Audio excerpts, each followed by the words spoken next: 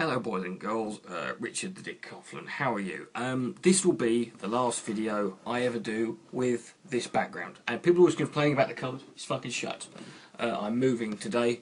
No real story behind it that you need to know about, just that I'm moving. I'm only going down the road, so I'm still here. This is a bit bright at the moment, this video, so ignore that. A little while ago, first of all, I want to keep saying, I keep getting asked about this. The Lee Dorian video that I said I was doing ages ago, it's ready to go. I've just got to fucking film it and put it. It's just, I really haven't had the time to do that in the last few weeks. So forgive me. I will get on it when I get settled in my new place. It's there. It's like it's ready to go. I just need to do it. But I wanted to do this video because this one was easier to put together. Last video I did on this channel was a response to the use of Varmint Coyote regarding a comment he had made during a discussion and an argument about the nature of paedophilia. This is sort of spilled into discussions about, the nature of law and also definitions, and also this age of consent madness. This video is going to be essentially two parts. I really don't want to get involved in the discussion. I don't intend to take it beyond this video. But I do. But a lot of people just ask me, saying, "Why don't you just say something?" Just so we can just get it, and so you don't have to sort of get involved in it too much. So I think I thought, what's the most sensible way I can deal with this? So I've got two. There's going to be two parts to this. But the first part is going to be a response, in part, to you, James, 1978. Now I know a lot of you are probably thinking, not that guy again. No, so just trust me, because he weighed in on this, and he said several arguments that I just felt I needed to fucking say. There's a real dumb comparison that is being made here with this whole paedophilia. The argument is being paedophiles. Just because someone's a paedophile doesn't mean they're a molester. Yes, it's true, right? And the people who sort of are fearful or prejudiced of paedophiles because they might molest a child, that you're being criticised. These are the people being criticised because they've got some, they're fearful of paedophiles.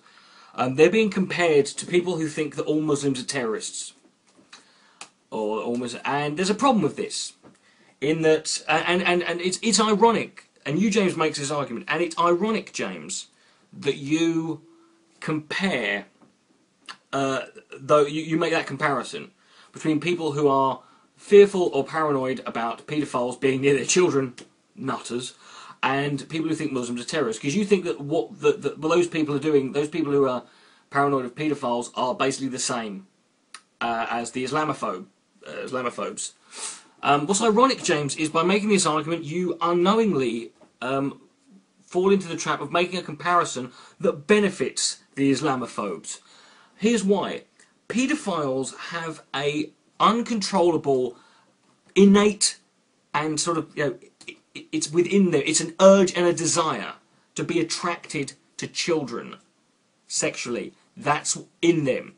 They can't stop that. They can control their actions, but they can't control the innate urge and desire.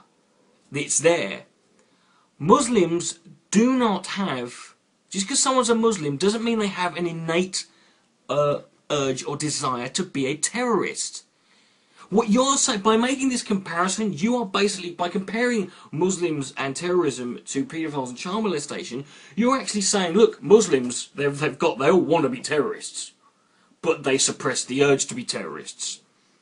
So we shouldn't judge, just like we don't judge all Muslims as terrorists until they actually give in to their urges, we shouldn't judge paedophiles. And it says that's a bad argument. You also compare people for having this comparison, for making this, like, having this paranoia about paedophiles. You compare this to sort of communistic propaganda. You're a guy, James. I once made a video and I compared some of your debating tactics to that of Thunderfoot. And when I said that, you made a video getting all histrionic about it, saying, as ironic, histrionic about it, saying that, that you wouldn't sit there while someone issued death threats on your behalf and not say anything, which is not ridiculous because no one was making that comparison. And you said it was unfair you were being compared to Thunderfoot, even though no one was comparing you to Thunderfoot in the way that you said. But you will sit there and call other people you know, you'll just blanket them all. Say you're anti-paedophilia stuff. No, right? And you've even got on your channel, James. You'll watch my videos and you'll draw your own conclusions. And even when I explain it, you won't care. Stop making videos, James. If you believe that, because if it's just to hear the sound of your own voice, don't bother. Right? Let's just break this down simply, shall we? When I was 24, right, I was living in Winchester, and there was the place where I was living. It was quite a nice area, sort of like, you know, not conservative, you know, as such, but it was a very nice area. And there was a story that this guy who was a registered sex offender was moving into the area. And I was having this conversation. I was like in a student house, and this woman, very nice, middle-aged, prim-prod woman who lived next door to me. She's like, "Oh, how are you? Good morning." Blah blah. She says, "Oh, it's terrible, isn't it?" I'm like, "Oh, what's that?" She goes, "Oh, haven't you heard? There's this sex offender, child molester, is moving into the area soon. We're not sure where, but you know, it's happening." I was like, "Oh, it's like disgusting, isn't it?" I was like, "Well, I ain't fucking bothered." And she was like, "What?" It's like, "Well, I'm 24 years old and I don't have kids. Why do I care?"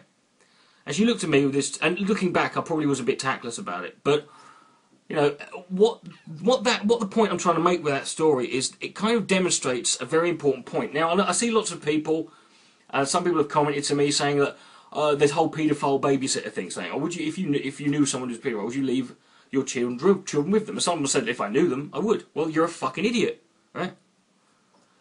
Just like if you're a friend of mine and you say, "Oh, I've got a kilo of meth I need you to look after," don't leave it with me. Right? I haven't touched for a very, very, very, very, very long time. But don't leave it with me. It's irresponsible. And a responsible person, a responsible paedophile, would not want you to leave your kids with them. Right? And what's interesting, though, is all the people who say that, A, don't have kids, and B, don't know any paedophiles.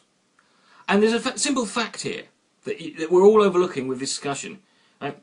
The reason people get paranoid and fearful about paedophiles, particularly when they've got kids, is because that's simply a genetic it's part of our nature. That when we have kids, we are overprotective of them, because that's our job. Right? And you can't, if you're expecting people to be rational about this when you're talking about the attitude towards their children and the safety aspect of them not being molested, you're asking them to you know, open up their arms and welcome in someone and be more accepting of somebody. Whether it's their fault or not, I agree, paedophiles, it's not their fault. But that's the tough shit of reality. That's nature being shit. Because nature, to quote Emendham, nature is dumber than a retard. Nature has no brain. This is why we create, there's things like paedophiles are created. Right? Because nature addresses balances and stuff, but it creates unnecessary fucked up shit that is not needed. Paedophiles are one of them. Right? You wouldn't create a paedophile if you were creating a site, if you had an idea what you were doing. But we do have, to counteract that, we have this innate, you know, desire to irrationally protect our... This is why you can't have family members on a jury. This is why doctors aren't allowed to treat their family members. Because they can't be objective. You are asking people to stop caring about this. You might as well be... It's like these people who say that... You know, people say about, Africa. Oh, in Africa, if they want to stop the AIDS problem in Africa, they should all just stop having sex. Well, because that's easy. It's easy to get several billion people to stop wanting to fuck. Right? That's the futility of this whole discussion. The futility of this discussion is that I've known people who were perfectly... that you could sit and have a conversation about paedophiles, paedophilia in a way, and it was fine. And it'd be, and then as soon as they had kids, if you ever brought that conversation up again, they'd be like, if one of them even looks at my little girl, I will fucking rip their head off and shove it up their arse, put their bollocks on a spike outside my house. You can't expect people to be rational. And that's the whole pointlessness of this discussion, is no matter who's right or wrong on either side, right, you're expecting too much at this stage for people to fight for this. Because it's not, well, it's to the risks of being wrong. Right, you counteract things, like with gay people. We used to be really fearful of gay people, and a lot of people still are. But as we come around to it, we realise that the consequences of being scared of gay people, the consequences of being open about people being gay and being happy with it, are not that dire. Because all the fear, the paranoia we had about it is not a problem. But what we do have now with paedophilia is it's still there. Right? And just like you wouldn't lend your beef burgers to Brett Keane, right? You wouldn't leave your children in the hands of someone, in the capable hands of someone who is capable of being very handy with them.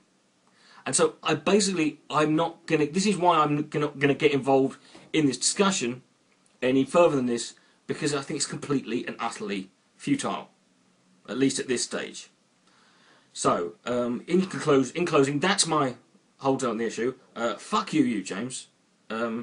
Seriously, I was so tolerant with you so long, but fuck you, right? Yes, that's it. I don't know what background I'll have next time, but it won't be this. Richard Dick Coughlin, 000, good night, may God be blessed.